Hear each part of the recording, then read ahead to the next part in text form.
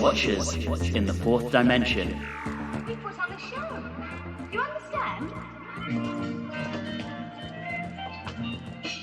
I think I ought to warn you that I took lessons from John L. Sullivan himself. I say, what a monstrous beast!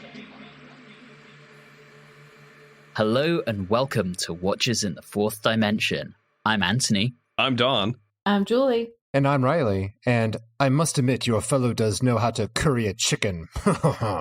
This episode, we're enjoying the Doctor's newfound freedom to travel in time and space with an attempted journey to Metebelis 3, gone wrong, in Carnival of Monsters. But before we get into our discussion, Reilly's going to take a quick look at the mail. Take it away, Reilly. We have some general feedback and questions from a couple. First off is Troy Hunter. He says, "Hey, often when I listen to your excellent podcast, I wonder how you know one another, how you met, friends from university, workmates, fandom on the interwebs."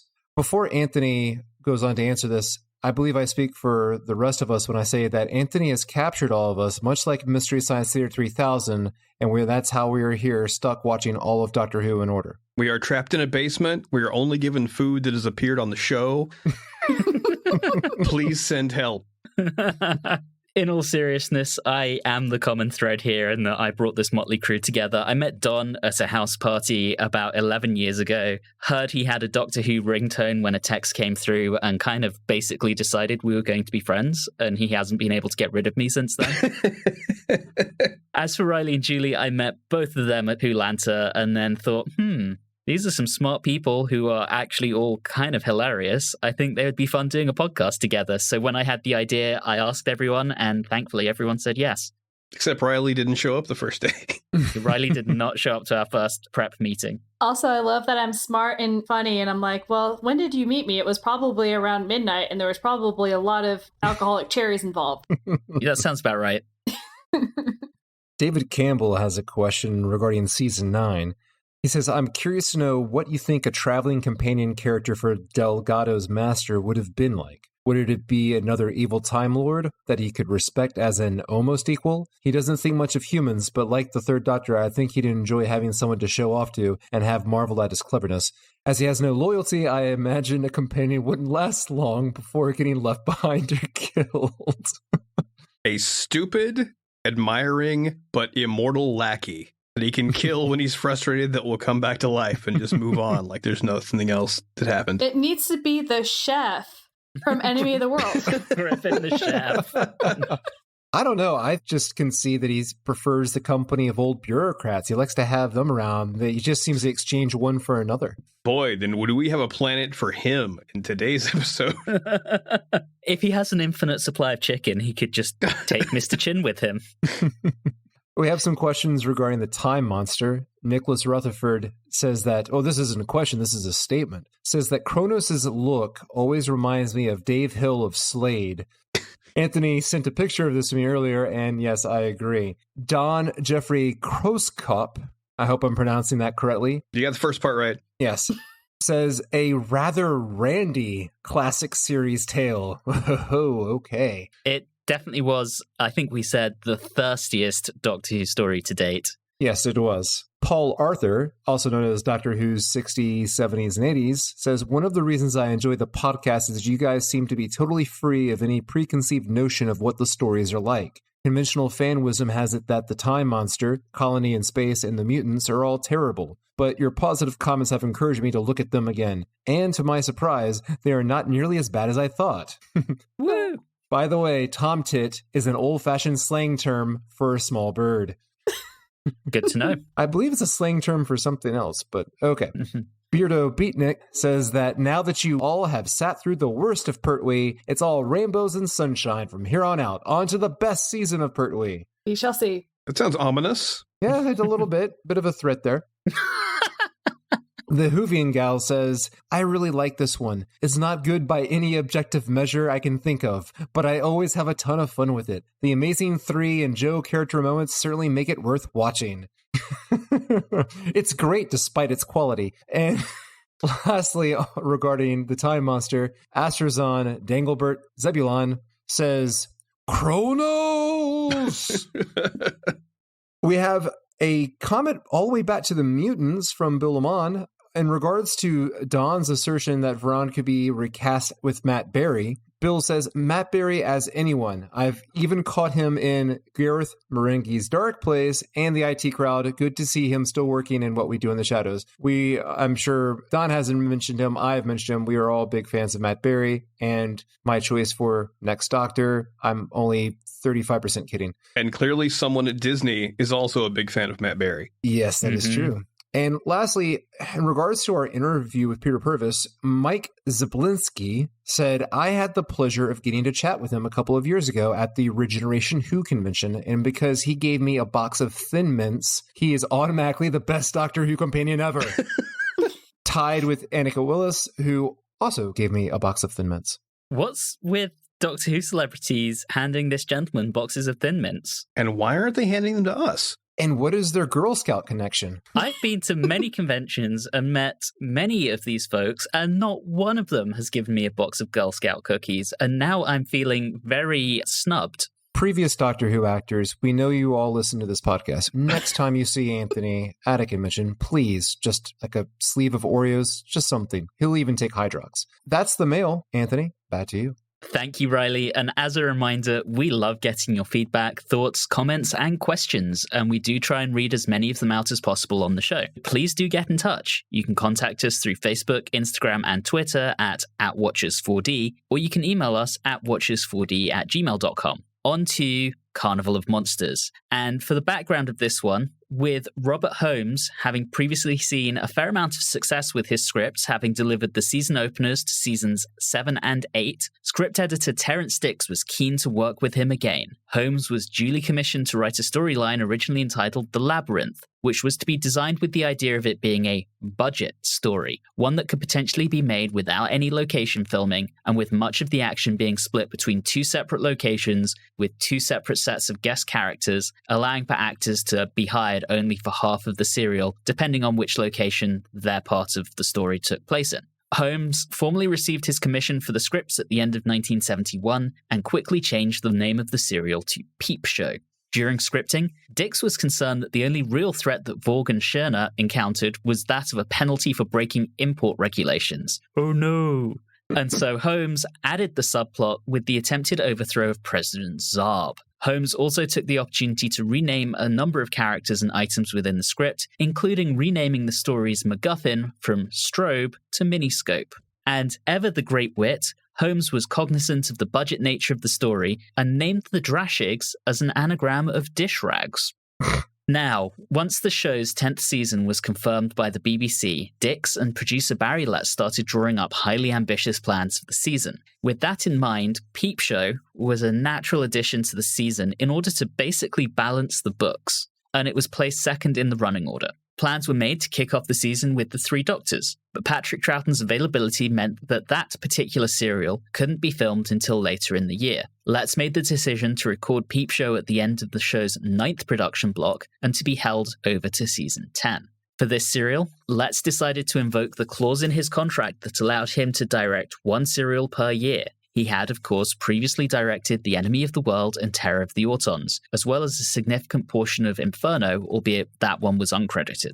Joining him on the creative team, we have Roger Liminton as designer, who also worked on The 3 Doctors, James Aitchison as costumer, who also worked on The 3 Doctors, as well as Season 9's The Mutants, and rounding out our creative team, our old friend Dudders returns to provide incidental music. When it came to actually making the serial, while it was originally scripted to allow the option of no location filming whatsoever, 4 days of it were ultimately allocated. Most notably, 2 days of this occurred on board the decommissioned ship, the RFA Robert Dundas, which doubled for the SS Bernice. At one point, the shoot was interrupted when it was discovered that the old brass ship's compass had disappeared. Turned out that John Pertwee had taken it, believing that it would be scrapped along with the ship and wouldn't be missed. In actuality, they were going to auction it off, and John Pertwee, as a result, very, very sheepishly returned it. Damn thief.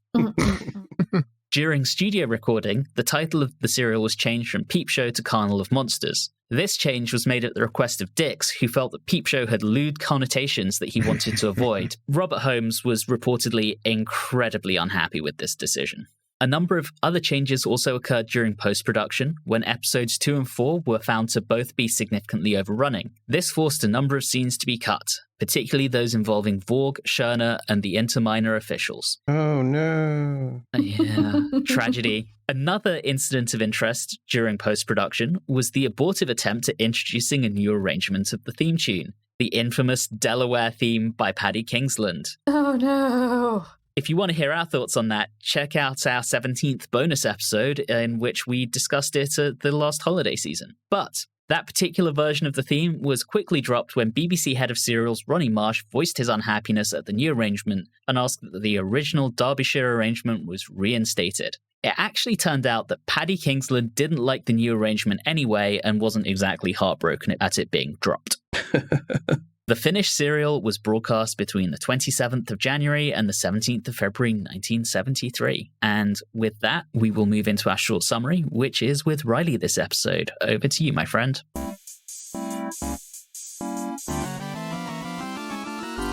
Step right up, ladies and gentlemen, boys and girls, to the greatest show in town, guaranteed for a limited time only. Come see the Ogrons, come see the Cybermen. We've got the easily aggravated Tellurians. We've even got the giant plastic caterpillars with dog mouths known as the Dragish. And that's right, ladies and gentlemen, I warn you, you can even behold the wimpiest and most gullible aliens ever created by God or man. I present to you Calic, Aurum, and Pletrak of Interminor.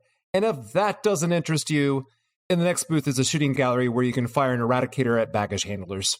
Well, that sounds like good sport. Let's kick it off, episode 1. I have questions about the design, costuming, the makeup, and the hair, everything about these guys. Is that question, what the hell, by any chance? Yes, it is. Oh boy, it was a choice. Yeah, and I think this comes from Robert Holmes. Even the sets are grey on Interminor, and I think the number of bureaucrats we've seen in the Pertwee era, he is sending that up by making everything grey and boring about them. And I kind of love that as a design choice. So I didn't look at them as just being like bureaucrats. I thought that, one, they were the most paranoid group of people I've ever seen on this show. Holy crap, every single little thing, it's either going to kill them because of disease or somehow they're trying to take us over. It was so bad. Yeah. All I know is 30 seconds within this serial, we've got goofy-looking aliens, model shots for spaceships, and the title has the word monsters in it. I am in. Oh, boy. See, I love the title. I like the title more than I do the serial. The baggage handling aliens, I just kind of went, wow, that looks bad even by Doctor Who standards. And the bureaucrats, it's like they didn't even finish putting their makeup on. Plus, they're all unloading Christmas presents. And then the people arrive who look like they were dressed by John Nathan Turner, and it's just not good. Bright side with the bureaucrats, one of them is played by Peter Halliday, aka Packer. Oh. And another one is the gentleman who will eventually go and be the first version of Davros. Oh, wow. Yeah, some heavy hitters there, even if they are playing dull grey bureaucrats. I don't know how I missed the fact that they were like super bureaucrats. I just kind of glossed over that. Because they're always talking about this tribunal and the law says this while they're scheming. And I mean, they're basically acting as customs officials at an airport. And that's the only setting we get on this planet, is that one little room. Customs officials, 2 of whom are also plotting to overthrow the president. Yes. You mentioned that was thrown in there at the last minute. You could tell it was thrown at the last minute because it made 0 sense. Yep. They may just be working TSA level management. They're going to take over the whole place. They got big dreams. You know what this all reminds me of? I just figured it out. This reminds me of Fantastic Beasts and Where to Find Them. You give me a title, Carnival of Monsters, and I'm expecting to see a whole bunch of monsters and interacting with them, but that's not what I got. I got something that was a whole convoluted mess when all I wanted to see was a whole bunch of different monsters. What you get is a carny, his assistant, and some bureaucrats watching Doctor Who on TV. Yeah, I've got that as well, Don. If the lack of monsters disappoints Julie, you know it disappointed me. Yeah. I mentioned before we started recording that I have very mixed feelings about this serial. Pretty much everything to do with the bureaucrats, I despise. And it bothers me even more because there's this really good potential plot with the Doctor and Joe being on this ship that's caught in a time loop and is being randomly attacked by a monster, and then everyone forgets. And I'm like, wow, that is a really good setup. And they don't spend enough time there. And it's kind of ruined because as soon as you see the device, you know exactly where the Doctor and Joe are, and it completely kills it. Yeah, the reveal is way too soon because this uses the framing device. If you had them exploring this thing for most of it, and then the reveal is where they wind up, they could have done something really good and intriguing, but instead you're just sitting around waiting for the Doctor to figure it out. Imagine if the reveal didn't happen for the audience until the giant hand comes down and pulls the TARDIS out as the cliffhanger. Yeah, I would have left that, but yeah. I wouldn't have had like any of that stuff until episode 3 or 4. Mm-hmm. I don't know. I see where you're going, Don, and I think dramatically it would have worked better. But I really enjoy those bureaucrat scenes because I think they're almost Douglas Adams-esque before Douglas Adams was even a thing. To me, it's almost a comedic take on the absolute banality of bureaucracy. I get what they're going for. I think it's really funny. I wasn't amused by it. It was one joke spread out for 4 episodes. Fair enough. Mm-hmm. I got it. Okay, hey, they're bureaucrats. And like, oh my God, it's the same conversation. And if it doesn't happen, then it shifts over to what Julia was talking about before of the aliens being just dogmatic about rules. And then if they don't do that, then they shift over to, I'm so scared. Oh no, what is this? Let's move on to some other things. Can we talk about Vorg and Shirna? First off, what did they do to Doug Henning? Did they kill him and steal his outfit? Because when he first showed up, my first thought was, oh, he's a magician. I'm a child of the 80s. No, he's just a carnival guy. Looks like a rejected outfit for the 6th Doctor. I'm happy to find out that Vorg is completely useless and that Shirna actually has a decent head on her shoulders and understands what's going on. Yep. She is the brains of the operation. I appreciated that. But Vorg doesn't really listen to her. No, he's an idiot and the worst, and he just has no concept of what is going on in life in general. It's fine because she's wonderful. They're a very classic Robert Holmes double act. Mm-hmm. We've seen him do it before, and he's doing it here, and he's doing it well again. I kind of love them. They're the underdogs going up against the machinery of bureaucracy and somehow coming out on top at the end, even if they do lose their machine. I think there's something very nice about that. I like them more than any of the bureaucrat storyline. Yeah, they've got their whole like, oh, there's going to be a rebellion of the servants, but that doesn't go anywhere. There's just a lot of missed opportunities in that. Either they should have gone more with it, or you take them out completely and this couple just go around trying to convince people to look into this machine, and it's not these bureaucrats that are looking in, it's just like some random people, but it focuses on them and the machine. I think would have been better. I agree. Let's talk about what I think we all agree is universally good, and that's the scenes that take place on the SS Bernice. Oh, it's wonderful.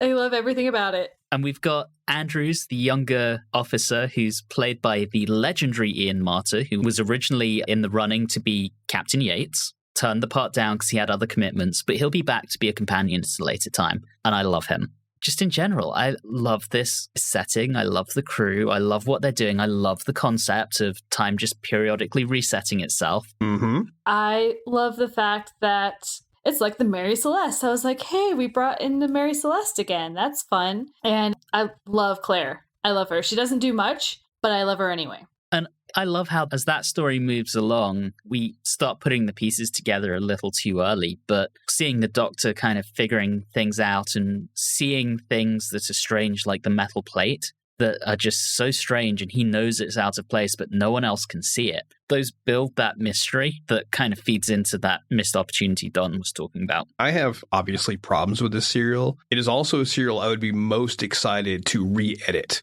Because I think all that stuff on the ship and just this You get to a certain point where, oh, look, there's the hand there. And they go to the planet of the dish rags and all that kind of stuff. They're like, what is going on? And then by that time, once you get to that end reveal of they're in this thing, this little menagerie, it's a really good reveal. But it's just spoiled too soon. It's spoiled too soon and you don't get to go to enough places. It kind of reminds me a little bit how in the war games you go to all these different sections of history and things like that. If they had actually gone to where the Cybermen were, or I think they even mentioned Daleks were even there, or the Ogrons, it would have been more impactful to have gone to all those different places, but we only got to see the dish rags.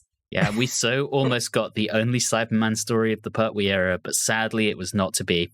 Damn teasers. I think the premise itself is good. Don is correct that the story structure needed to be rearranged. And also, as Julie said, I was really upset that, we really only got 2 monsters. The monster around the Bernice, which is a plesiosaur, I don't know, some sort of dinosaur, and then the dish rags, I guess is what we're going to call them from now on. But how hard it would have been to have just a simple, it doesn't even have to be a long scene. As Joe and the doctor are going through one place to another, couldn't they have just cut through another little pocket universe in there that you just, I don't know, find a beanbag and slap 2 googly eyes on it or something and move on.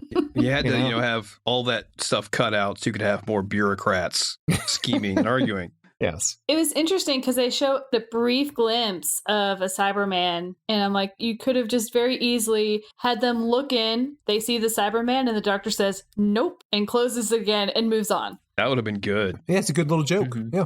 Also, I really like Jo and her keys, her skeleton keys that she got. I love that. Oh, that was so good. Jo, the master of escapology. The Doctor and Jo have some really good moments in this because, again, we've moved past, I think, the worst of Pertwee being a dick. And so we're getting that really good groove between Doctor and Companion. That is a distant memory at this point. I know, right? Oh, it's wonderful. Thank you, Sea Devils. Oh, we also get, isn't it Major Daly? Yeah, Daly. Oh, that guy. Oh, topping day.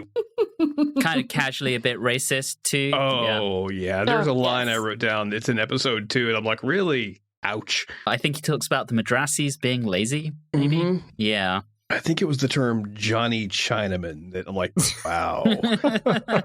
But here's the thing, those kind of 1920s upper class Brits, they would have been kind of racist. I agree. It's very much in keeping with the spirit of the time, but still it's odd. Yeah. I do like how he ends every sentence with what? That amuses me. Let's talk about the appearance of the plesiosaurus, because that comes out of nowhere and it's never really explained. How did it end up there in the same circuit as everyone else? I'm pretty sure what it is because since it's also from Earth, I think they just added it in there and didn't quite understand the concept of there were millions of years between these people, so it doesn't make sense. I think it was on purpose that it was there. Yes. I like that explanation. I came up with a slightly different one in that the Bernice, like the Mary Celeste, went missing. And I guess the backstory to it that is not fully written out is that it got attacked by that dinosaur, and that dinosaur just happened to be like a lost dinosaur, like Loch Ness Monster or something that just happened to still be around. No, it's the Lermans being dumb and not understanding how millions of years work. I originally thought that Vorg put it in there just to mess with them, to give the people something to watch, but I like Julie's explanation a lot better. And we wrap up this episode with that scene that Don's already alluded to of Vorg's hand reaching in and taking the TARDIS out, which I thought was quite well done. The CSO wasn't bad. Yeah. Oh, no, I think in most of this entire serial, most of the CSO is pretty good. There's a couple things that I didn't like, but for the most part, I was pleasantly surprised. On to episode 2. They name drop some things. They name drop some Daleks, and I'm like, ooh, we're going to see a Dalek? No, we don't get to see any Daleks. Have to wait a couple of stories for that. But we do get the agromator. Is that what it was called? Agrometer? Agrometer, yeah. Yes, the agrometer, which is my favorite thing. I just love this mismatch. We did it with the time monster with Chrononivorous, and now we have the agrometer. And the agrometer got us our expected Pertwee fight scene. Oh, yes. Queensberry rules.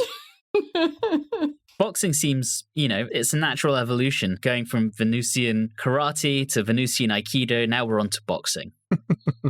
Obviously. And he knows the correct rules to fight by, and he fights by them. So I really appreciated that. He didn't cheat. No, he just had to have his little action scene. Another note I made here is that we got some good old-fashioned score. We did. Yeah, when they were chasing him around, it was actually effective at doing what it was supposed to. Oh, made me so happy. And in the previous episode, it struck me was that they actually had that part where Joe and the Doctor were kind of snooping around the ship, those outside shots on the deck. It was like a maracas or something. That was it. That was the only instrument that was playing, just like a kind of thing. And I was like, whoa, what is this experimentation without synth? What is going on? I have a note here that says literally, Dudley's score, more instruments, less synth, some wind instruments, Julie will be happy. And you were right. Oh, that made me very happy. There are very good things in here. It's just, I think there's some editing, there's some script work that just needed some tweaking because rushing to put in some heavy-handed bureaucratic nonsense just didn't work. You restructure this and you could totally have a 10 out of 10 story. Absolutely. There's elements there that would have just been so good.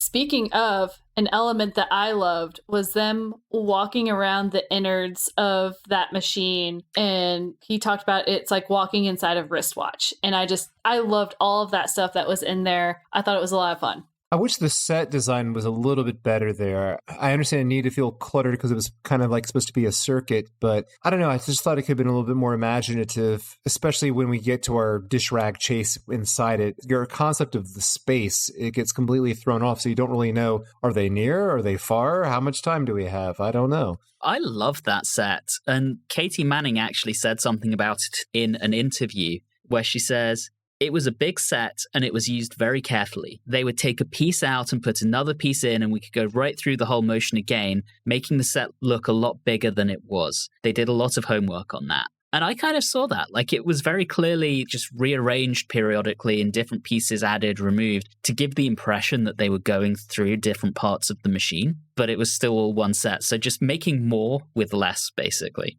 They still lampshaded it, though. They had that line about all these shafts look very much alike, which some future jerk reviewer could probably take that out of context and make it sound dirty, but we're above that here.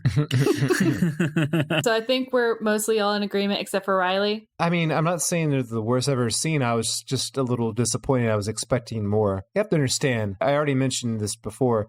I went in with some big expectations here just off the first 30 seconds. That's totally fair. We also had Morgan Sherna talking about dim-witted yokels. Yes. And I was just very happy that, one, they talked about dim-witted yokels, and I'm like, you might be the dim-witted yokels. You might be. Whereas the one line of dialogue, I wrote down topping day because it just sounded so ridiculous and I love it. I love Morgan Sherna so much. Absolutely. I really do. I wanted more of them, and I love the evolution of their... Well, okay.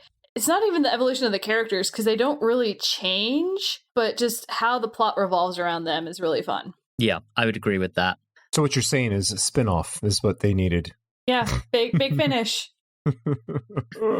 They use the eradication machine because we always need a death ray of some sort. Again, I love the fact it's just a giant gun. They make it sound like it's going to be something different, and nope, just a giant fuck-off massive gun. Was that the only one they had, or did I misinterpret their dialogue?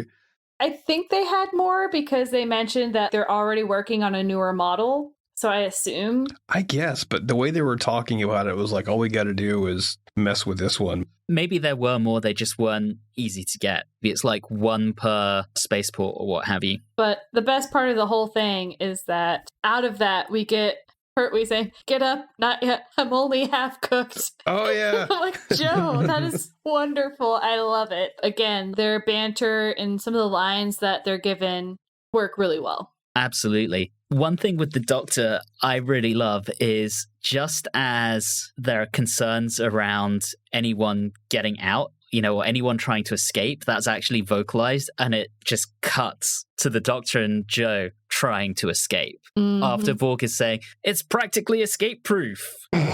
Practically. Evidently not. And they get out through the cave, and we get that nice shot of outdoors, which is once again very cool if you don't know what's really going on. It's very cool. And honestly, in a story that has so much studio, it's nice to get something that is just out and out, an outdoor scene on some marshland. Yep. Mm-hmm.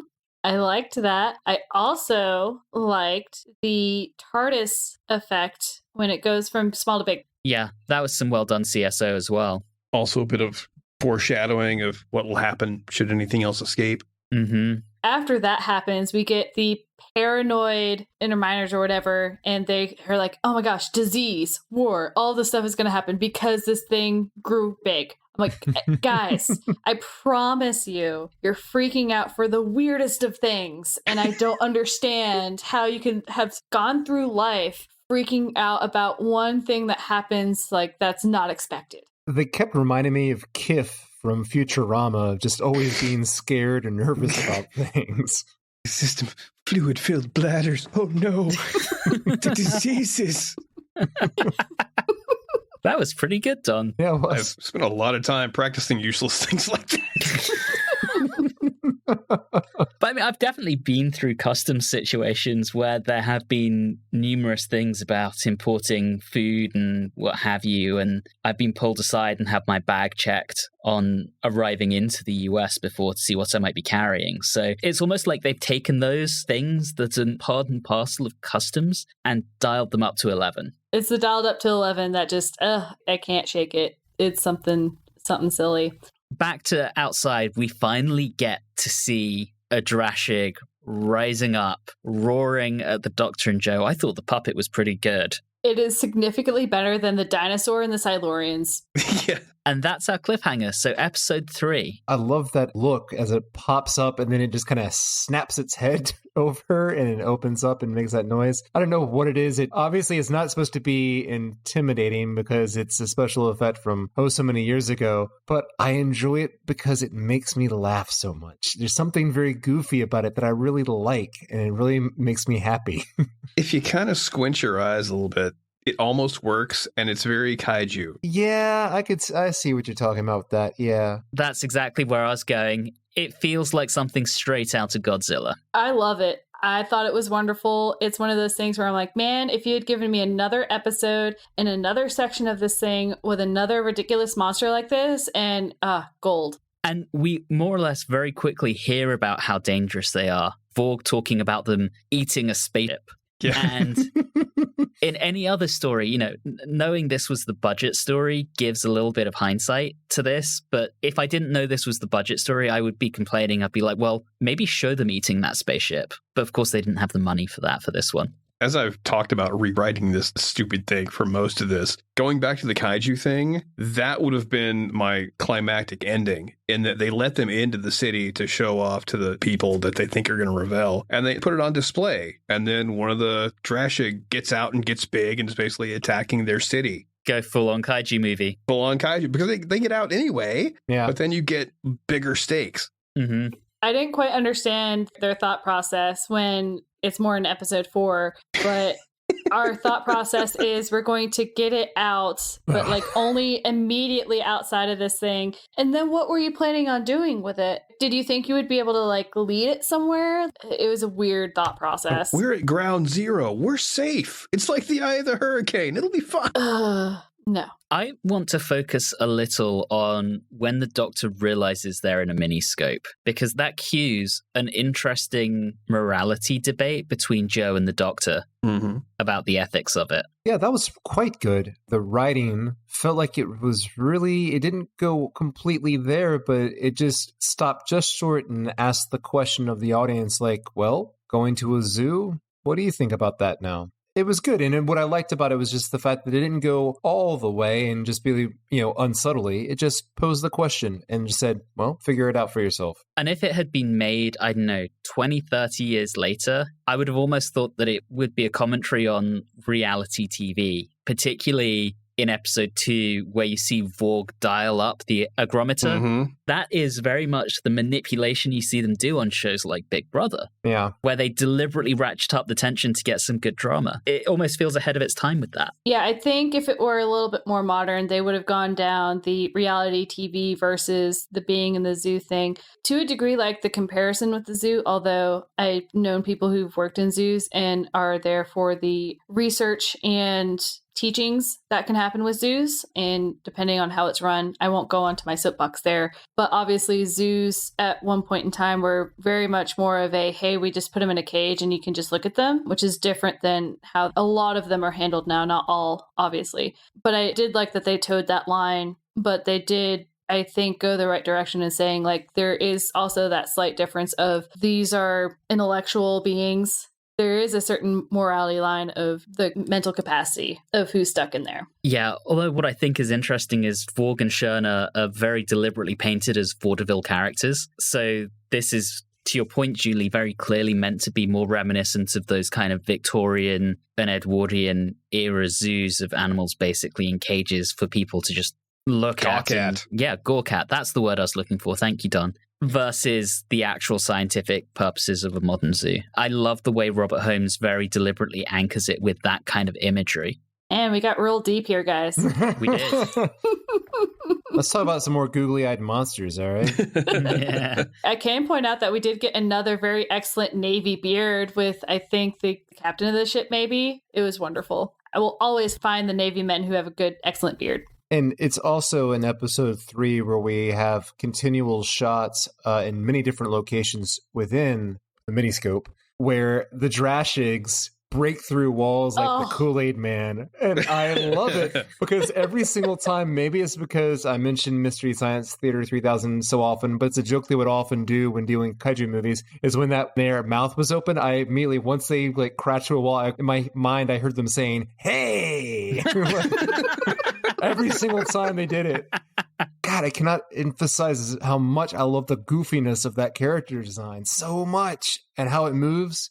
And I do love that whole section where you got the two, I guess they were probably next to each other too, pieces of the miniscope and what happens when those walls break down and just the chaos that ensues, especially because they're on that loop. And then with the Drashigs there, it's not like the loop gets completely compromised, but obviously things aren't going as they had been. And I think that's why Claire starts to realize something doesn't feel right. And I think this really cements of when that really started to happen. We've made so many criticisms of this, but we all seem to agree that we like the premise. Maybe this premise should not have been the one that had to bounce the budget for it. Maybe this is the one that they should have been like, the hell with it. Let's throw some cash at this. Let's get a lot more monsters. Let's get a lot more locations within the miniscope. Let's really go for it. That's something I would like to note as we go through this season. I'm going to look back to this one and say, okay, was this other serial something they could have cut back on, and could we have bumped up this one?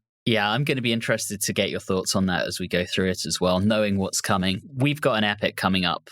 For me, with this serial, it's not necessarily the budget. It's just the structure of the story. I think it could have worked on the budget they had, because everything that they had, they clearly put on the screen. Mm-hmm. If it hadn't been for the need for a budget story, this just wouldn't have ever been written. Yeah. You know, it was written with that in mind. But regardless, we get our fight on the ship, which, yes, we're on a floating ship and we're going to use dynamite. I just question the logic on that one. It's fine. I love this plan. Someone did not crank up the smartometer. That was the problem. But it's kind of at this point where the Doctor and Joe had been separated. We've got this epic showdown going on the boat with the Drashigs coming after everyone. And the Doctor is like, well, I still need to find a way to get out. He does. I love that cliffhanger because it's such an inversion. Instead of seeing a monster and then a woman screams, it's the Doctor and Schörner screams because, of course, he's the alien in this situation. Mm-hmm. I love it so hard. All right, episode 4. This is, I think, one of the best setup jokes in the entire serial. And the doctor wakes up, he's trying to get his bearings, and then he asks him if he's on Metabellus 3. After being so stubborn about being so certain that they were there when they were on the ship in episode 1, and being so certain, like, no, this isn't Earth. I know I'm right. And then all through this, goes through this size enlargement situation. I mean, just bizarre situations happening to him. First couple things he wants to know is, did I make it to Metabellus 3? Priorities, man. And that's going to be an ongoing thing this season. Oh. Which makes it even better. That's good. That's good. Spoilers? I don't think that's really a spoiler. Not really. Okay. I love how once he's out, he immediately takes charge and asks his questions with authority and is immediately holding Pletrak responsible for allowing the miniscope to be imported. I just think he's just got this real force of character at that point that I love seeing, but he's never a dick about it either. If there was ever a time to be a dick, these 3 interim minors, that would have been a good time. I also love Vorg's reaction to the Doctor. He sees how he's dressed and assumes that he's a fellow Carney. He tries to talk in Polare at him, and the Doctor's like, what the hell are you talking about? There's that, but then he also is talking about the races that are in the miniscope, and he calls them livestock. My insurance doesn't cover the replacement of livestock. Yeah, they're financial assets. It just rubbed me so the wrong way. That's why I really wanted to strangle Vorg, and why I liked Sherna, because I think she really started to realize, she's like, we need to help them because they're beings. They need to be helped. Here's the question. Who's the real villain here? Vorg or the Interminors? Vorg. Yeah, that's what I think. Drashig number 3. I mean, the Interminors are also the bad guys. They're all bad guys. Yeah. But I see Vorg as being worse in that he doesn't realize it. Obviously, they don't all realize it, but he's completely clueless as to what he's been doing. I think Vorg is morally questionable. I think Kalik and Aurum in trying to overthrow the president are pretty shitty. And I think that Pletrak is just a clueless bureaucrat. Oh, I just thought Vorg was the bad guy because of that outfit he was wearing. It was an affront to your eyes. It's a crime against all of time and space. But Sherna's eye makeup was on point. Yes, it was. It's beautiful. By the way, costume designer James Aitchison said about those costumes, at the time, you could go into any kind of horrible gift shop and find these springy things with balls on the end. I think they were just decorative gifts, but I thought they looked like planets revolving around a solar system, so we made a silly headdress out of them, which is obviously what Sherna's wearing. I love it. They just go to like a random gift shop and are like, here's some things, let's make an outfit. Again, this is the man who did the costumes for the Sam Raimi Spider-Man trilogy as well. Oh my God. Wow. And a clear hat. Oh, yes. See, I always thought the inspiration also was very similar to like the Magical Mystery Tour. Ooh, I see that. Couple years too late, though. We've got the Doctor needing to go back in to basically fix the breaking machine, right? And to rescue Joe, obviously. But as he's about to head in, Pletrak shows up, wants to send him off to the ICCA or ICLA, whatever that was meant to be. But they trick him and send the Doctor back in. But Pletrak shoots and destroys the Phase 2 lever. Boo. Of course, there had to be some dramatic tension. I felt like that was a little bit contrived.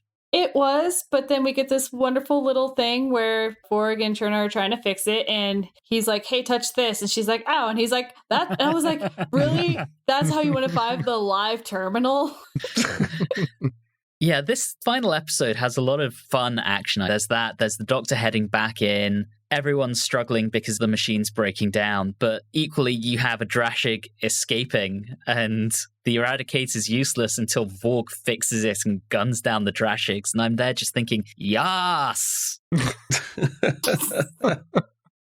Usually I hear that with Yas Queen, but are we calling him a queen? In the UK, there are these, I don't even know what to call them. There are people who are kind of crowned as what they call pearly kings and pearly queens. They wear like very flamboyant outfits covered in mother of pearl. And seeing those like very flamboyant vaudeville costumes almost made me think of that. So I guess, Yas King.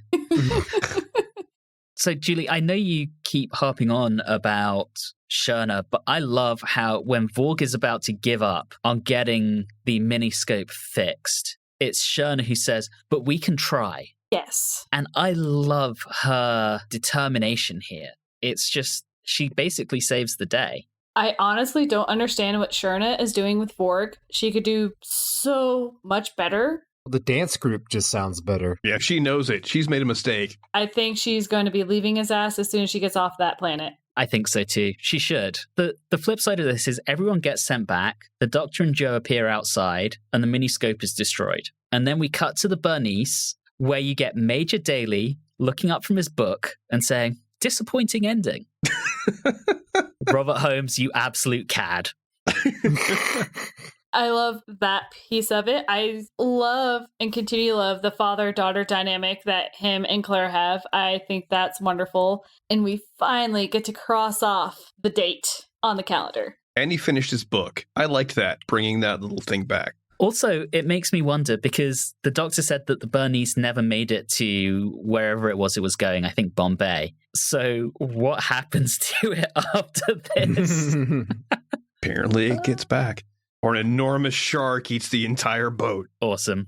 I also love the ending with Vorg, where he is going to be honored by Zarb for his valiance. And he's like, oh, I wonder if they'll give me any decorations for this. Maybe I'll get a medal. So funny. And then he decides to introduce gambling. This show's done really well with some really good cappers, like really at the very, very end of serials where Joe says he'll probably wind up president. That is so good. It kind of reminds me of the Star Wars original series character, was it Mud? The Star Trek character? Yeah, yes. That would have been really good where he comes up every couple episodes on the original show because he's kind of a con man and he gets himself into trouble and these new things. They could have done this with Vorg. Or maybe they come back to this planet and find out that he is president and he's probably started off some stupid war. He's running a gambling empire. In the end, we have the Doctor and Joe slipping off, and the last shot is of Scherner smiling. That smirk on her face is so wonderful. I loved it. And I'm like, man, I wish we got her again. That takes us to the end of the story. So let's go ahead and rate this thing. And this time round, Reilly, we start with you. This was short and sweet. I believe it could have used a bit more inventiveness in the middle, especially once the plot was revealed to the Doctor and Joe that they were inside the miniscope. I feel like this one is heavily influenced, or my viewing of it is heavily influenced of what we just went through. The Time Monster is big and does a lot. The Three Doctors is monumental. So this one seems, not just because of its 4-episode length, but it just seems small in regards to any mention of the budgetary constraints. The premise, excellent. Execution, not so much. The variety of characters provided a lot of fun. I felt like it could have used a little bit more development of the characters, maybe give them a little more drama, maybe a little bit more about Claire. That would have been interesting. And the other problem I had with it, it kind of wrapped my brain, was that there's a lack of drama because no one truly understood what was actually happening in the moment other than the Doctor and Joe and that didn't happen for them until it was revealed. And the only people that did kind of know what was going on didn't really seem to care because it was Vorg. So could have had some work there, but I appreciated the effort. It was fun, just could have been executed better. So I will give it 6 agrometers out of 10. All right, I'll go next. And in all honesty, I think I enjoyed this more than the rest of you guys did. It has its faults. Don, I don't disagree with you structurally. It's not perfect. It could have been done a little better from that perspective. I actually enjoyed the bureaucrats. I saw the funny side of it. I saw what Robert Holmes was trying to do. I love his little self-referential pieces of everyone's basically watching Doctor Who on TV through the miniscope, or where Major Daly at the end says, disappointing ending. I love those little flourishes. This serial has a sense of humor. And one element I really love about it is, in comparison to so much of the rest of the Pertwee era, this is a small-scale story. There's no big threat to the entire planet. There's no galactic war.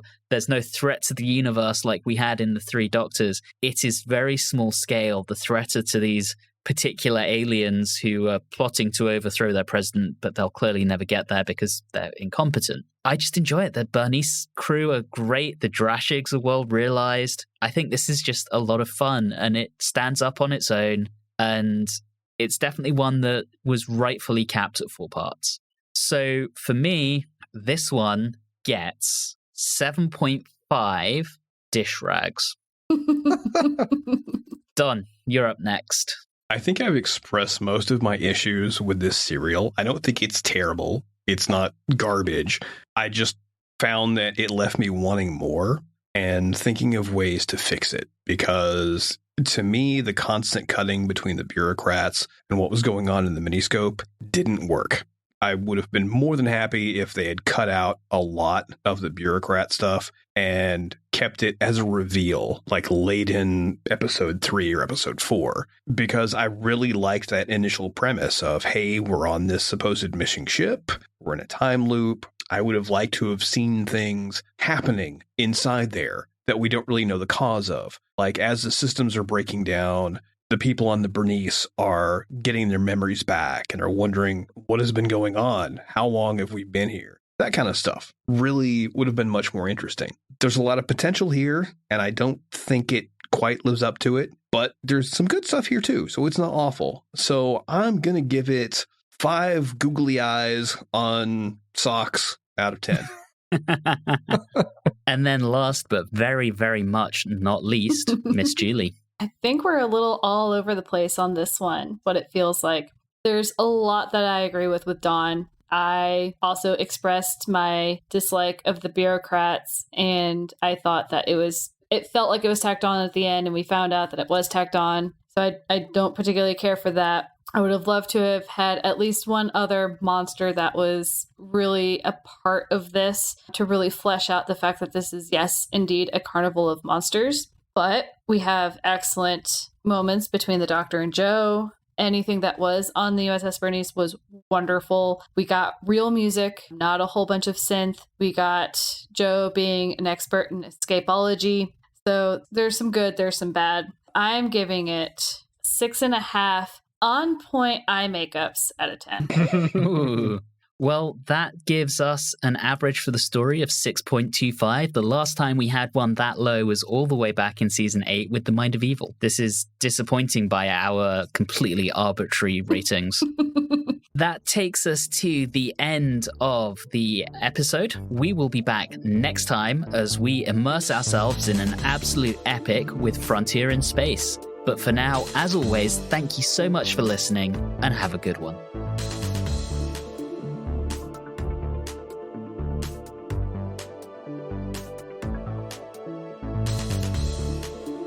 You have been listening to Watchers in the Fourth Dimension with Don Smith, Reilly Schreck, Julie Philippek, and myself, Anthony Williams. This episode, Googly Eyes on Socks, was recorded on Tuesday the 15th of February 2022. If this is your first time listening into the show, all of our previous episodes are available wherever you like to get your podcasts. You can interact with us on Facebook, Instagram, and Twitter at @Watchers4D, and you can also email us at watchers4d@gmail.com. If you're enjoying the show, please do subscribe and consider leaving us a review or rating on your favorite podcasting app. All of those things really do help the show. And always remember, if you arrive somewhere where absolutely everything is totally grey, including the people, it's probably best just to leave and go somewhere else. It's going to be hella boring there.